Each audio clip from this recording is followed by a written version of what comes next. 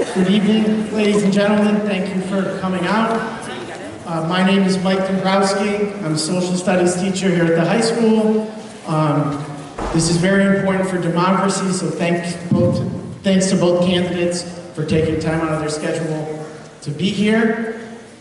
This debate is going to be run by my honor civics class. They will be asking the questions. They came up with the questions. They came up with the rules for the debate. They have put a lot of time and effort into this cause. If anyone is not registered to vote, the Granby Register of Voters are here.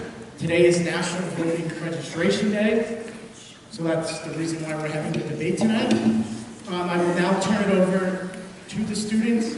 Both candidates have been briefed of the rules. They will inform you of the procedures tonight. We would ask that you please rise for the Pledge of Allegiance to the flag.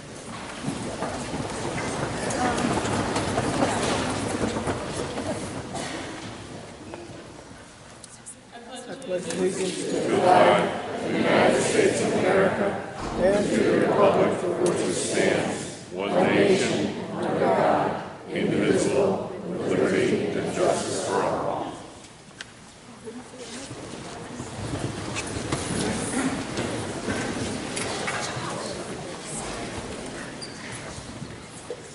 Now we ask that you all please silence and turn off your cell phones. Please do not disrupt the candidates while they're speaking, and please hold all your applause until the end of the debate. The format of the debate is as follows. Each candidate will give an opening statement, followed by a coin flip to decide who answers the first question first. They will alternate after that. Each candidate will have an opportunity to answer the question asked, 2 minutes each. The candidates will then have the opportunity for one 30-second rebuttal per question due to time constraints.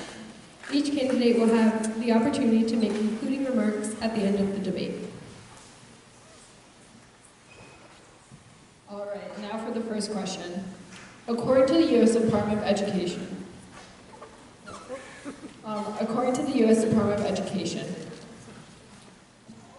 Sorry, each candidate has the opportunity to give their opening statements. Amanda. I'm new at this too, don't worry. I'd like to first start by saying thank you to everyone for coming out tonight, especially with this weather. It's so exciting to see so much engagement in our community, especially on a day that is intended to drive up voter registration. And it's really exciting to see the students so engaged, so thank you for all the work you've done.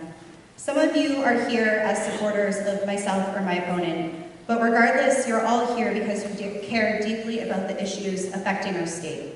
We're all here because we share similar concerns about what is going on in Connecticut and the nation. I'm running for state representative because I want to make a difference. As a wife, a mom, and a dedicated member of this community, I have seen the successes possible when committed people come together with new ideas and a focus on public service. And this campaign is about public service. It's about listening and representing the people.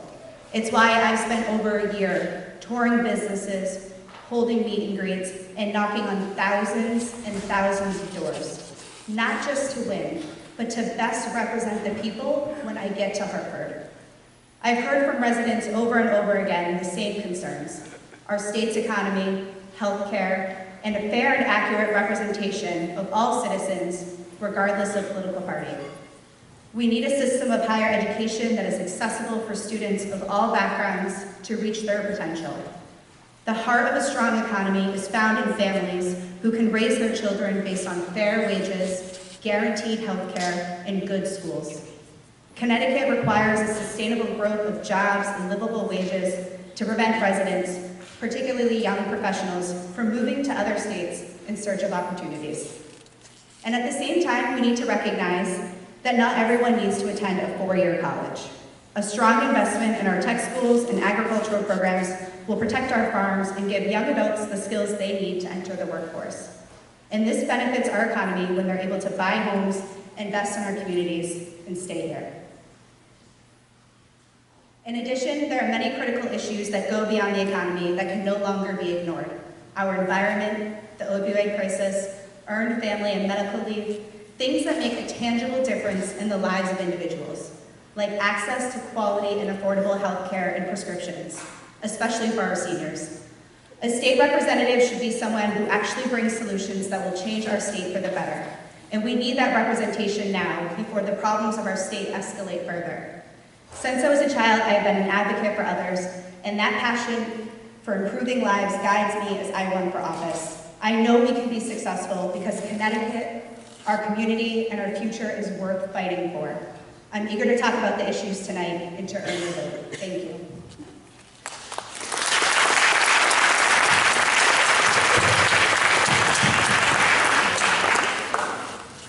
Good evening. I want to begin by thanking Mr. Dombrowski, the students from his civics class for organizing this, and the registrars of voters for helping to assure that it's properly run. I'm Bill Simanski. Many of you may know me from my 11 years on the Board of Selectmen, 8 of which I served as the first selectman for the town of Granby, or you may know me from my 4 terms as your state representative. During my 8 years in the Capitol, I've served on the Appropriations, Finance, Revenue, and Bonding, Judiciary, and Transportation Committees. I currently serve on the Education, Planning and Development Committees, and I'm the ranking member on the Banking Committee. For the past 2 terms, I've been in a position of influence as an assistant Republican leader.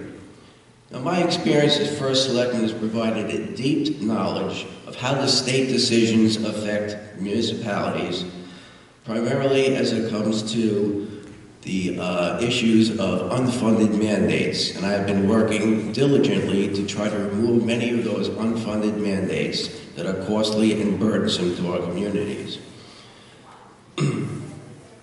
On the Education Committee, I've been fighting for, advocate for equitable educational cost sharing, a formula that applies to all of the state. I simply don't want to take the money from our towns and give it to the cities, but I want something that's fair and equitable to everyone.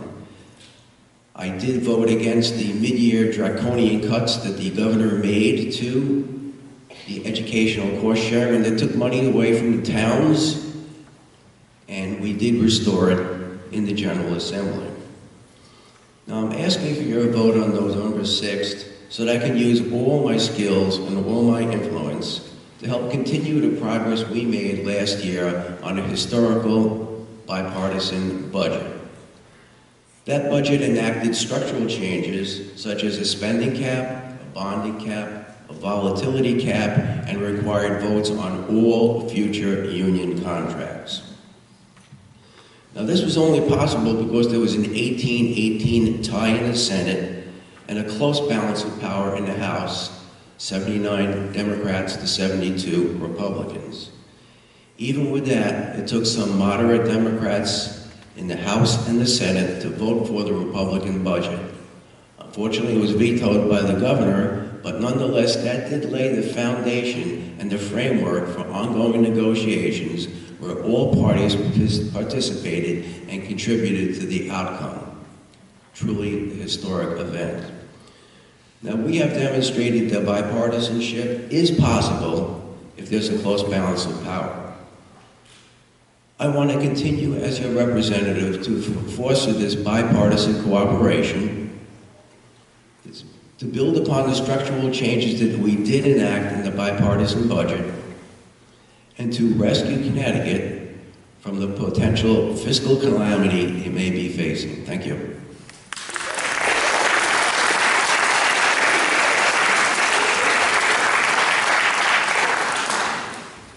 Thank you. We will now do a coin flip to determine who answers the first question first.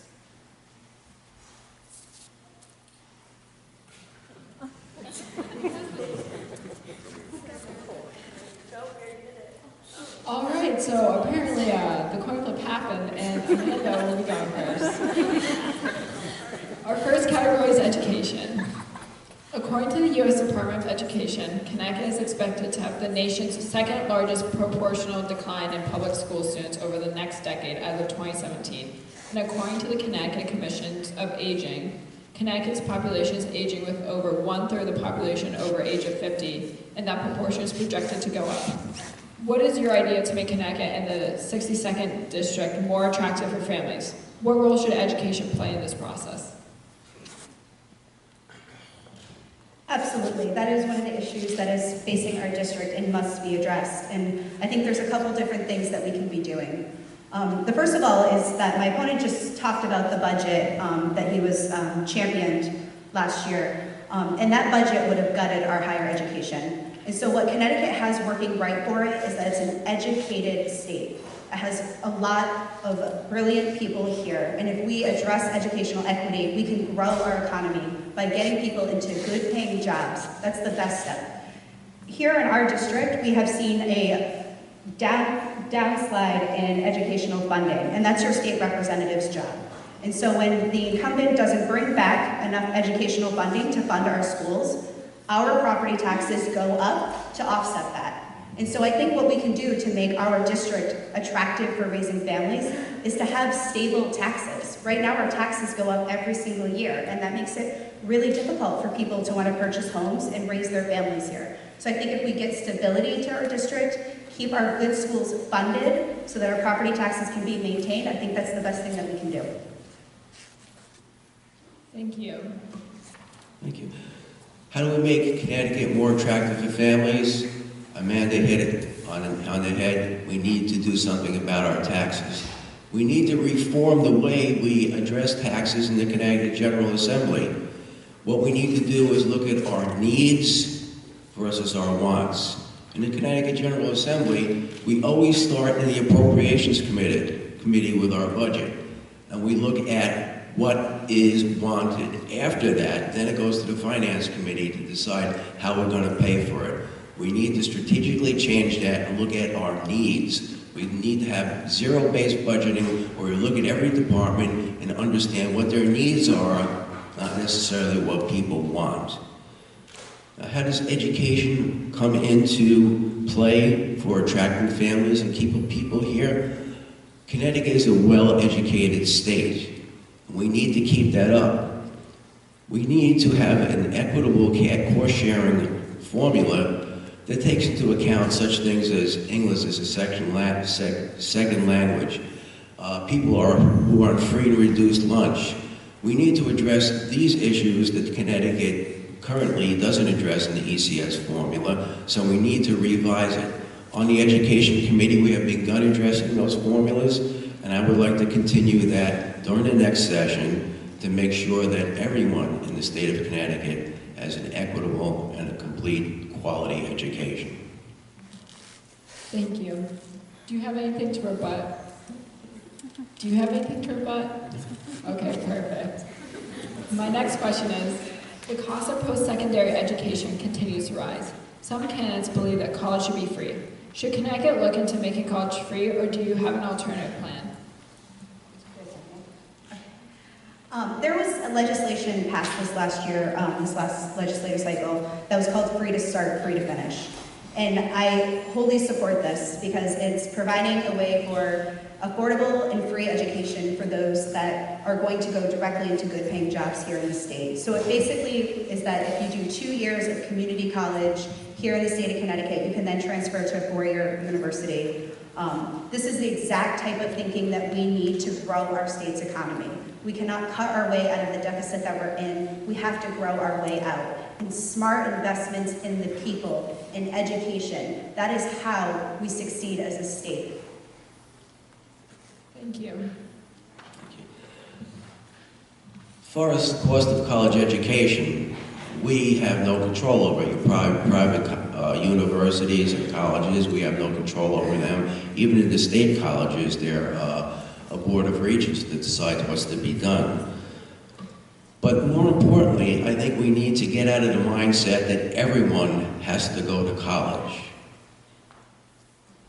What I've heard from businesses throughout this state, they're crying for people to come and get trained. They'll do an apprenticeship program. They'll train people to actually get a good career in manufacturing, starting off at $50,000 plus benefits, plus vacation. We need to get people to look at the construction industry, the manufacturing industry. We need to look at all of the various trades. Not everyone has to go to college, and I think we're doing a disservice to people by insisting that everyone apply for and go to college. I've spoken about this in the Department of Education, State Department of Education. I've spoken about it on the Education Committee. Some people will be better served by not going to college, by taking those trades and those manufacturing construction jobs. And I think we need to get away from the pushing everyone to go to college. If you have a career that is going to require a college education, pursue that. Otherwise, you will be better served and will do a disservice to the students if we insist that they go to college. Thank you. Do you have anything to say? Do you have anything to say? Okay, perfect. All right, our next topic is economy. Bill, you'll be answering the first question first. All right, so Connecticut is in debt. Some people believe we have a revenue problem, while others believe we have a spending problem. What statement do you agree with? Please feel free to address any tax increases or cut that you support.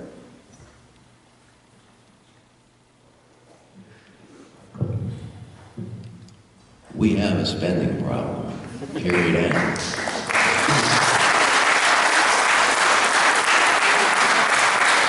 In 1991, there was a critical problem in the state of Connecticut. We needed to pass an income tax so that we could solve once and for all the financial difficulties facing that state. The people in the state passed the state income tax by a narrow margin.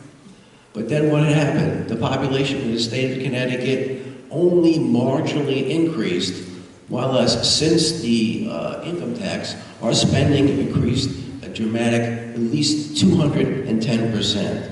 So obviously, we have a spending problem. Now, I addressed it earlier, needs versus wants. What we need to do when we're looking at our budget is to address those things we absolutely need. You do it in your own family budget. We do it in the municipalities. We decide what we really need, and then we look at the financing that's coming in from our taxes and state revenues and other sources. Then we make a decision if there's anything else we can afford. An extra teacher in the school system, an extra policeman to patrol our streets. But in the state, we look at what we want, and then after that, we decide how we're going to pay for it. So obviously, we have a spending problem, and we need to revamp the way we look at our state budget.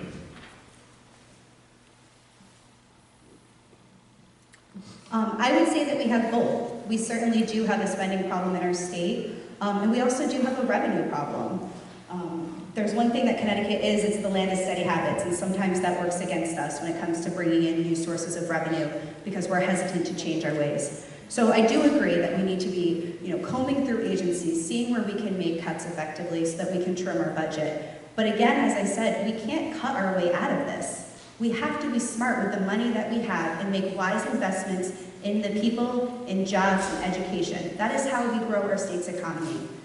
And as far as the taxes, Democrats have cut the business entity tax, and that's something that I support doing. There's also legislation that is being proposed by both of the governors, people running for governor right now, that have two different stances on taxes. And for the Democratic side, exempting the first $10,000 in the value of equipment from small businesses from their property taxes. That's a great way that we can cut taxes for small businesses to help grow our economy. So we need to be addressing our spending, and we need to be addressing our revenue, and we need to be doing it with a lens that grows our state over time, and not just shortcuts that have devastating consequences for the long run. We need to be very smart about this.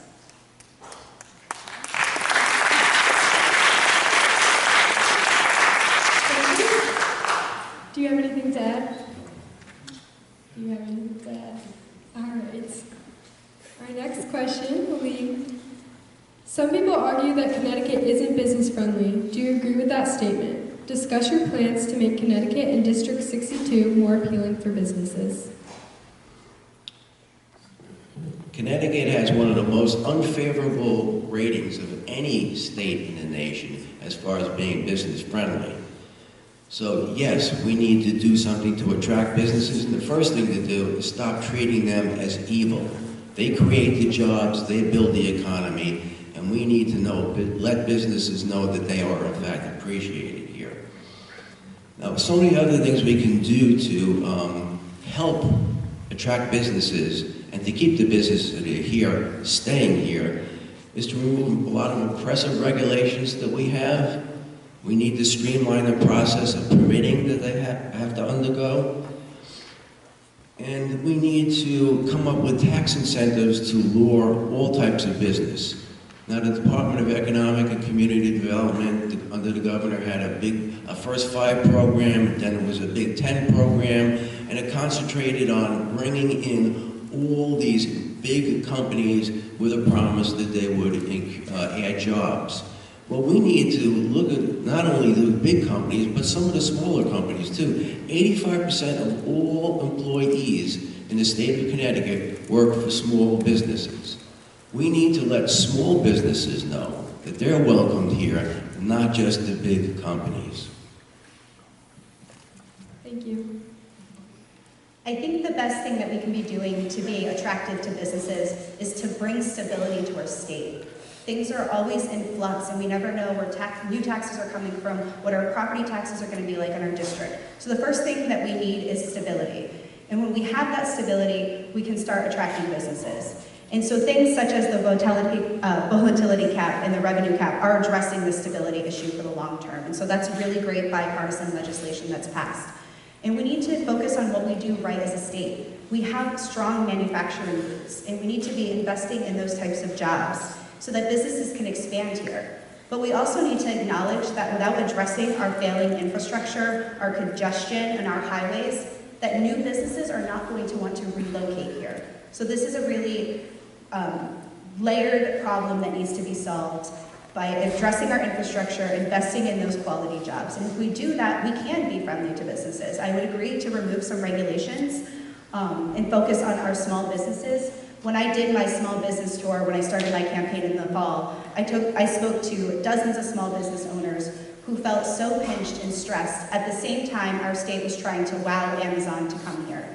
That's not what Connecticut is. Connecticut's made out of small towns just like ours, and we need to invest in those small businesses so that they can succeed and so that people can want to stay in our state. Thank you. Thank you. Do you have anything to add? Any last statements? The next topic will be gun control. Ms. Webster, you'll be going first. The issue of gun control has been a hot topic nationally and at the state level over the years. What are your views regarding gun control? Do you support or oppose any new legislation regarding gun control? This is such an important topic, and especially when we're doing this debate here in a school with students, because I speak with families every single week who are terrified by what our nation has become and how guns have seemed to have more rights than families to be safe in our schools. We absolutely need to address gun legislation. Right now we have the third strongest gun laws in the nation, and that's a great place to start. But we need to also make sure that we're enforcing the laws that we have. Safe gun storage is a big aspect of this. So I'm from New Hampshire, I understand gun rights, and I'm not here to take anyone's guns away. But we need to have a serious conversation about the responsibility of gun owners to set the standards that we can all be safe in our public schools and in our public places. Thank you. Thank you. I was one of the people in the House who actually voted against the gun bill, which was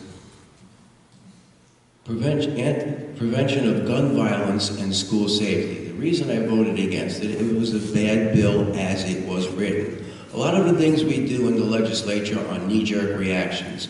When that unfortunate event happened in Newtown, knee-jerk reaction, we had to immediately pass a bill. Not that there's anything wrong with that, it should be addressed, but let's pass a good bill that makes sense.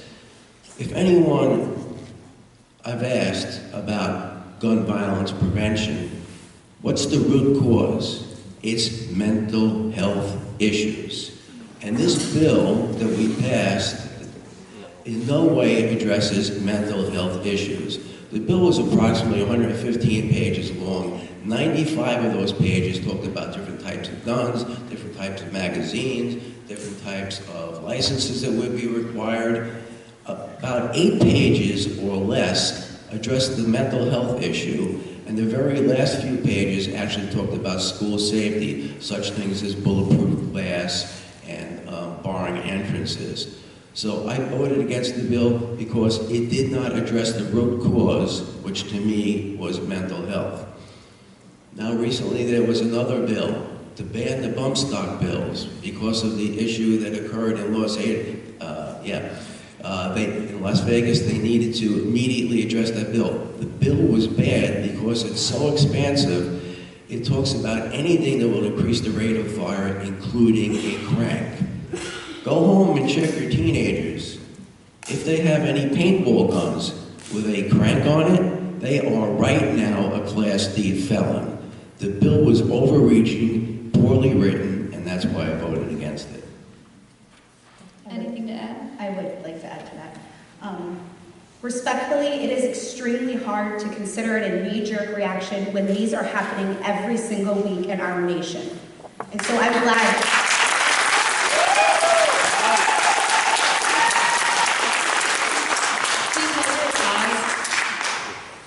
And I'm glad that my opponent brought up those 2 votes, because those are 2 of some of the most problematic votes that my opponent has had in his time in the legislature. You may call it a knee-jerk reaction, but when 26 lives are lost an hour away from us, it is on us to do better, and those families deserve better. And I'm glad that there was enough legislators with more courage that were able to make that vote pass. And the same thing with with bump stocks.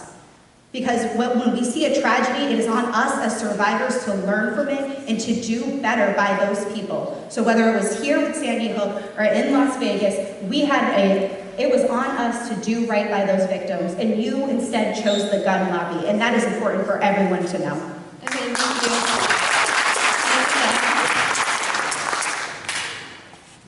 I will only vote for a bill that's a good bill and achieves its intended purpose. I will not vote for a bill just to appear politically correct.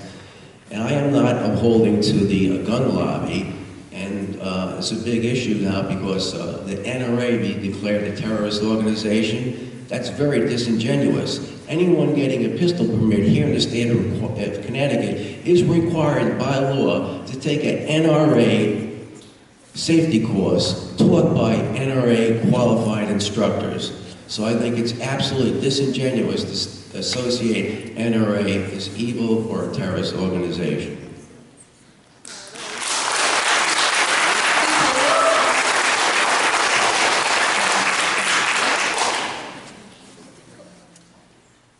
Regarding the issue of school safety, do you think changes should be made to ensure school safety? If yes, what changes do you propose or support?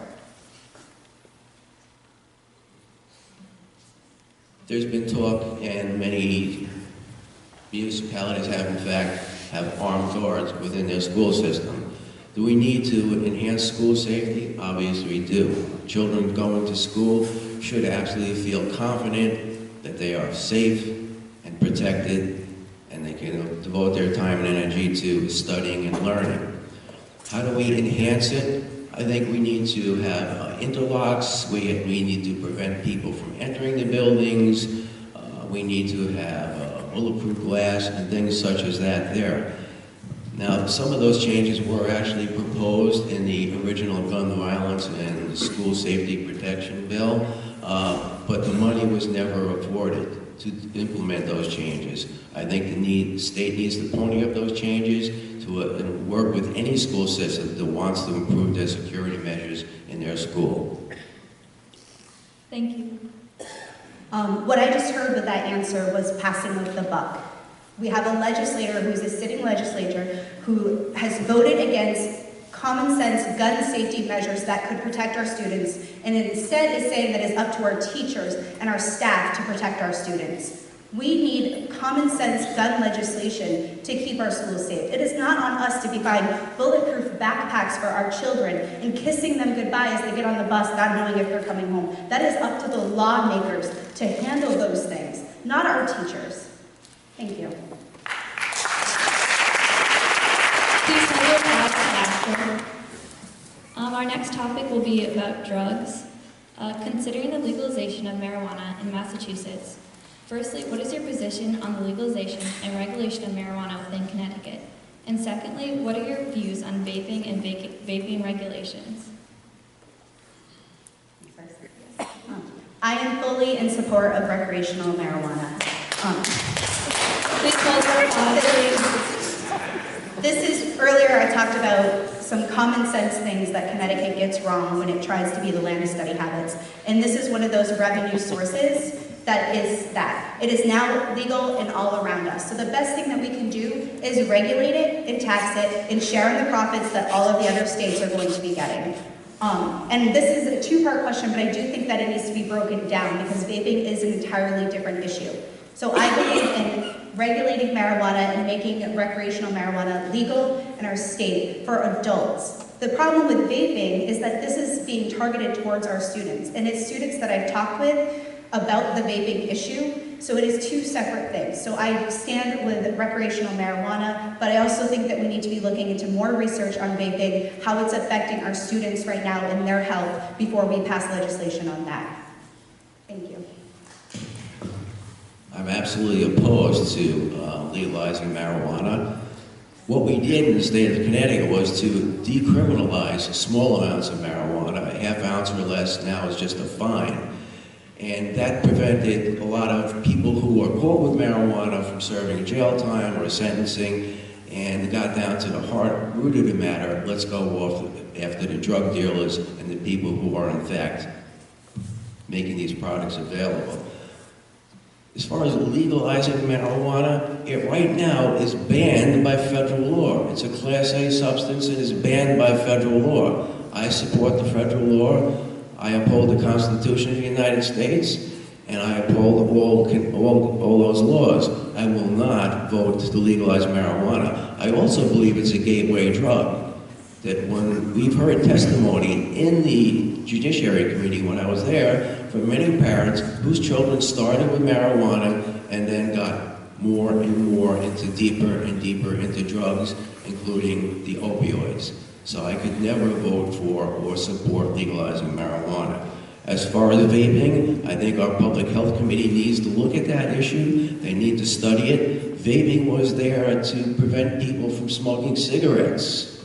Now it's turned into another industry, sometimes as bad as the smoking cigarettes, because it's a new addiction. Now with flavored vaping and things like that, it's coming up with another class, primarily teenagers, who can be addicted to that vaping.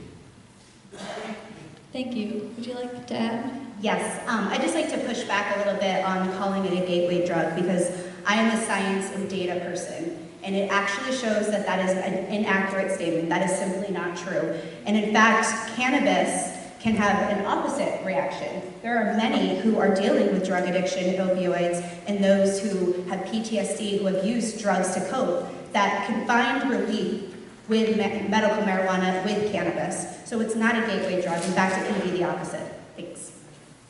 Anything else to add? I just wanted to add that I did vote for and in favor of medicinal use of medical marijuana in very, very select instances, because I was sitting on a Judiciary Committee and we heard testimony from people with some of these intractable diseases. The only relief they can get was from smoking marijuana. And by passing that bill, we prevented them from going out in the street and buying it illegally. Now they can get it legally by prescription from a doctor. Thank you. All right, our next set of questions will be about social issues. What is your stance on reproductive rights? Let's call reproductive rights what we're really talking about. We're really talking about abortion. And as a devout Christian, morally, I'm opposed to it. However, I do support all the laws of the United States, and under Roe v. Wade, abortion is, in fact, legal.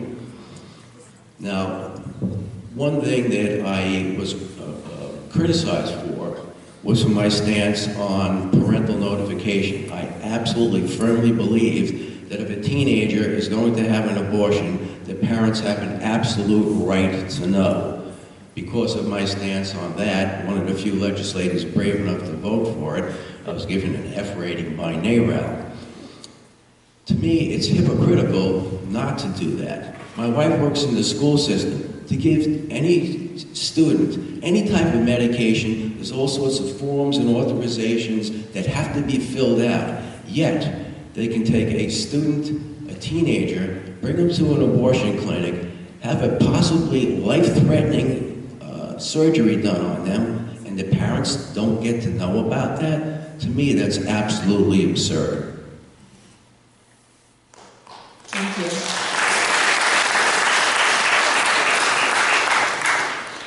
I trust women, I believe women, and abortion, since we're just going to go right into it, abortion is actually one of the safest medical procedures that happens in the United States. So it is really important that we stick to facts, science, and data, and not just rhetoric to try to prove points. Women's reproductive rights are an economic issue.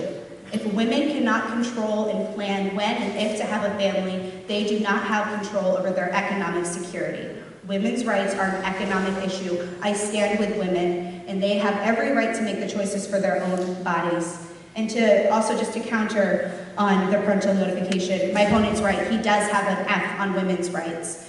And I am proud to be endorsed by NARAL. Parental notification is harmful for victims. There are so many students and young adult and women who are trapped, who are in abusive homes, who have no one to turn to, where notifying the parents is dangerous. So when we're talking about women's safety, that means allowing them to make medical procedures with their doctors. These are screened with doctors. This is happening in sterile medical facilities. They are safe. And if they have to inform an abusive parent, they are no longer safe. So I trust women. Thank you.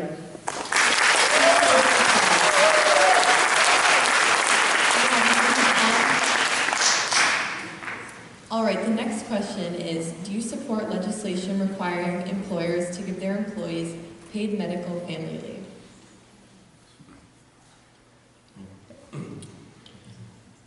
No, I do not. We have the most unfriendly business community in the nation, and we do not need to pass any more mandates on employers that would discourage them from continuing business here or from leaving this state.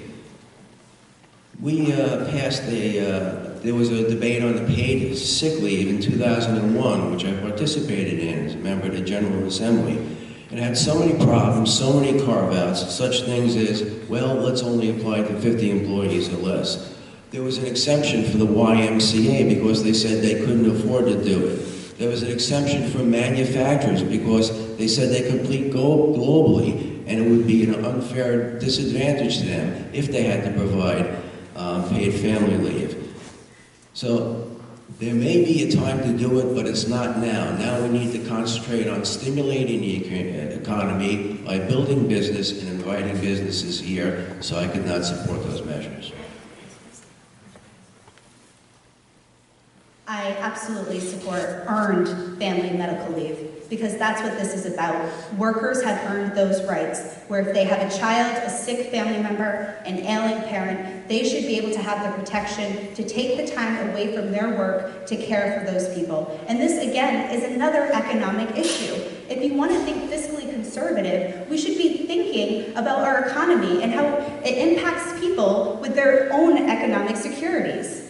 This is a women's issue, this is an economic issue, and this is also about keeping our state competitive. When New York and Boston, places that we're currently losing jobs to, have earned family medical leave, where do you think professionals are going to go? We are trying to attract millennials here, and why would they choose Connecticut when they know if they take that job in New York or Boston, right across the border, they're going to get that earned family medical leave? This is about keeping our state competitive with the states around us. This is about empowering families and empowering workers. That's how we grow Connecticut. That's the state that I believe in. Thank you. Do you have anything to add? Please hold your applause. I still say that now is not the time to do it. We need to impose no further mandates on business. We need to let businesses know they're welcomed, period. Do you have anything to add? All right, our last topic is infrastructure and transportation. What is your stance on tolls, and should they be introduced into Connecticut or not? If you do think there should be tolls, where would you put them and why? So they sound a little bit repetitive because, again, this is another topic where we must look at all of the states around us. Connecticut is the only state in the Northeast corridor that does not have tolls. And on any given moment, 40% of the cars that are on our highways are out-of-state drivers. So right now, you and I, Connecticut residents, we are paying for those trucks to come through to tear up our roads, those out-of-state drivers. So I am in support of tolls. I'd like to see tolls implemented to affect trucks and potentially out-of-state drivers so that Connecticut residents are not bearing the brunt of that. And secondly, with implementing tolls, I'd also like to see the gas tax removed. I think that's the best benefit to working and middle-class families, and I think that's something that could be done because toll revenue would far exceed what we currently get from our gas tax revenue. It's also important that we acknowledge that on the November ballot, there is going to be an opportunity for everyone here, regardless of who you're voting for, to make a vote on the transportation lockbox. And that's something I encourage you all to vote in support of, so that the legislature, like it has been, and future governors cannot raid our infrastructure budget to pay for other things. We cannot be balancing our budget on the people. So please vote yes for the infrastructure lockbox so that our infrastructure money can stay being invested in our infrastructure. The important thing is, Amanda said, is that we have a constitutional question that will go on the ballot November 6th to create a lockbox. Until such time as we have an ironclad lockbox, I would never ever consider tolls. In the future, if we have a constitutional lockbox, I certainly will do that. Every year, the state of Connecticut raids the Special Transportation Fund to take money away from it to balance our budget. And if we did not do that over the years and years and years, we would have had plenty of money, an adequate amount of money, to take care of all the structural problems we have with our bridges, with our roads, and we do that. So now with the transportation lockbox in place, you, the taxpayers, will actually know that the money that you think is going to be spent on roads, bridges, and repairs will actually be spent that way. As far as tolls, when I speak to people about tolls, they really don't understand all the ramifications. You can't have border tolls. If we want tolls, they have to be on every major roadway in the state of Connecticut. It's also 85% of all drivers on the roads in Connecticut are Connecticut residents, not out-of-state residents. The toll itself is kind of a regressive tax because it has an adverse impact on the poor people in the population. If someone wanted to go from Granby to Waterbury for a job, for example, they may be paying, if they took Route 8, they may have to pay $5 in tolls each way. Now, $10 each every day may not seem a lot to some people here in the audience, but to someone who is poor and struggling to get by, those tolls could have a major impact. So maybe tolls somewhere down in the future, but certainly not now. Do you have anything you'd like to add? Do you have anything you'd like to add? Should there be any changes in roads and infrastructure in District 62? For example, the intersection in the center of Granby or the proposed rotary?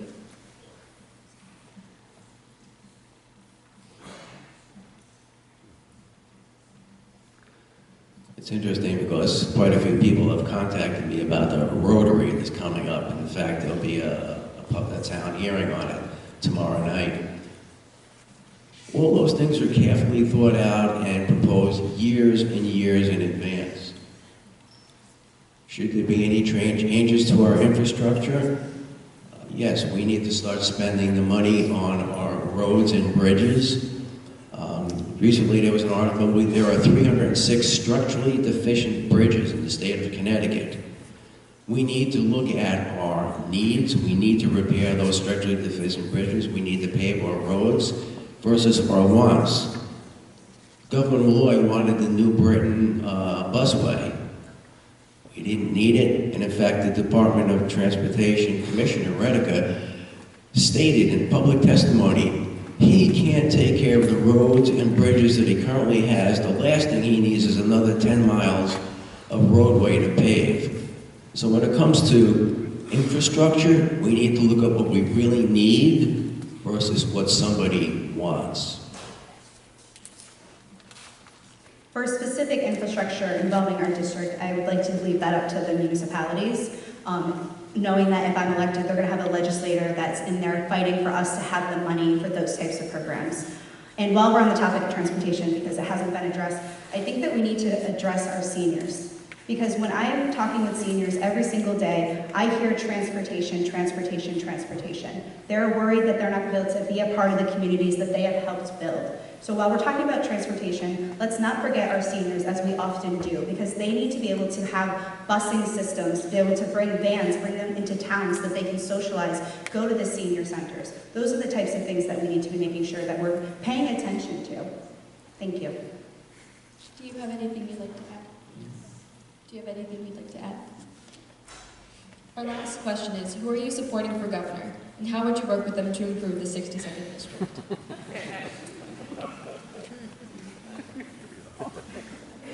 This is a big shock, guys. I am supporting Ned Lamont for governor. But I think it's really important to state this. If Ned does not win and I do, I am still going to work across the aisle to make sure that we have tangible solutions for the people in this district. What I've heard from my opponent time and time again is Malloy this, Malloy that, Malloy, Malloy, Malloy. Malloy is not running, he is not on the ballot. We need to be looking to the future and stop the finger pointing, stop the blame game. Regardless of who's elected, regardless of the majority, if I am serving in office, I am going to get the things that we have set out to be accomplished done, regardless of who's in office. And we need more people that are going to come up with real solutions, look beyond the party lines to do right by the people that elect them. So I do support Ned Lamont, but I am willing and excited to work with whoever is the governor in November. Thank you. Obviously, on the other side of the issue, I support Bob Stefanowski for governor. I think he would make a good governor because in his career, he's come in to rescue failing companies. And right now, Connecticut is failing. We need someone in there with the experience to rescue the state of Connecticut. Also, while the governor proposes the budget and makes big policy decisions, it's actually the legislature that implements those decisions.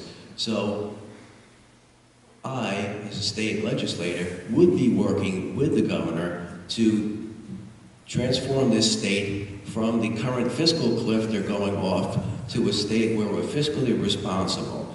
Now, as far as Ned Lamont, he did say he would increase taxes. He would increase taxes. And right now, we don't need to increase taxes. If anything, we need to cut taxes. I will rebut on that because Stefanowski has called for eliminating the income tax, which is half of all of our state's revenue. Doing so would directly impact every town in this district's property taxes. And we are not talking a little bit. We are talking 40, 50% increases on property tax. And that is not acceptable. So while I understand why, and I don't agree with Ned Lamont on everything, I think it's really important that we look at what people are saying. And is the rhetoric that they're using just to win an election, or are they running because they truly believe in the message? And I don't think that's the case here. I think that Bob Stefanowski is lying to the people about what he hopes to do, and I think that that can only happen when people like my opponent back them up. Do you have anything to add? Yes. At this time, I could not support eliminating the income tax. In a period of time, could it be phased out? Possibly, but right now, it shouldn't be done. Now, Bob Stefanowski said he would do that, but again, it's the legislature that addresses those policies and those issues, and we vote on it. So it would be up to the legislature to, in fact, not remove those taxes at this time. Thank you. Now each candidate will be given a chance to give their concluding remarks. Mr. Regan. Well, you've heard the issues. You can make up your decisions. But what I really want to just close with is the fact that I've got a lot of experience having been the first selectman and having been your state representative for the past four terms. It's really important to understand the legislative process and know how to advocate for bills, how to get things done. It's okay to have these ideas, but actually seeing that they're implemented is really important. Last session we did pass this historic bipartisan budget. I have the experience, I have the influence. I would like to keep working as your state representative to assure that we continue this bipartisan, across the aisle agreement, and we move forward to save the state of Connecticut from the fiscal cliff it currently looks like it might be going off.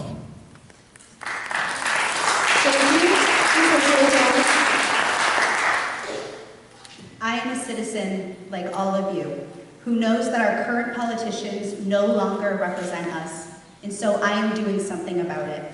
My primary concern from the onset of this campaign was ensuring that individuals in this town had an opportunity to be heard and fairly represented in Hartford. I am here to give our families, seniors, teachers, farmers, students, and our uniformed professionals a clear voice in the legislature. There is no question that our state is facing tremendous challenges today, and it is time that we put the people before the party lines to create real solutions that better lives. This is not about Democrat or Republican, red or blue. This is about the needs of the people and finally giving them a voice that they've been without the last 8 years. A year ago, I was told that trying to win this seat as a Democrat would just be too hard. But I set out to talk directly with the voters and to find the common ground that unites us versus the party lines that divide. And it has been something truly special. With every door, I learn a new story and a new perspective. I've heard from seniors who feel forgotten. I've spoken with family members of those suffering from opioid addiction, union members who are hardworking but are shamed, and families who are filled with big dreams but bigger debts.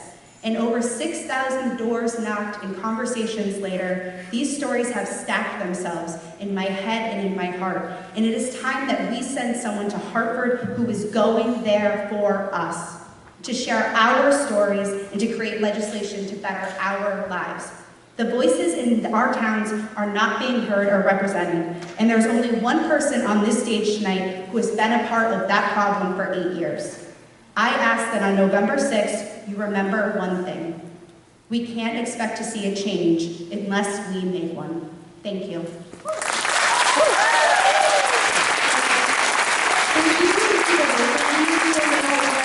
Simanski to the stage to conclude this debate.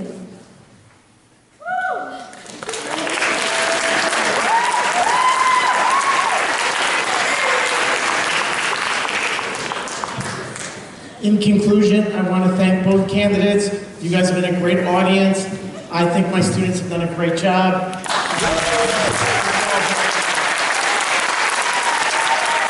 Thank you all for coming. If each candidate wouldn't mind, there are students who would like to interview them for a newspaper type article. So, thank you.